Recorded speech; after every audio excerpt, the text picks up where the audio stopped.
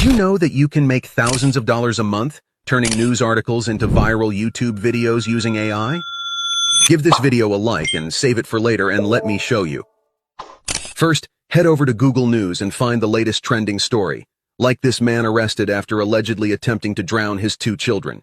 Copy the URL of the news article, then go to InVideo AI. Click on Explore All and choose the News Video option. Paste your Google News link here and ask it to make a 30-second YouTube short about the news below with a catchy hook and simple language. Then hit Generate.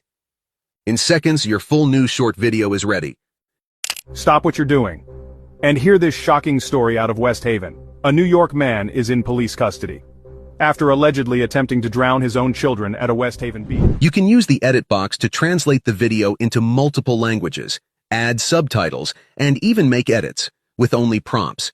For example, let's change our video to Spanish. Parad lo que estáis haciendo y prestad atención a esta impactante historia salida de West Haven. Un hombre de Nueva York está bajo custodia policial.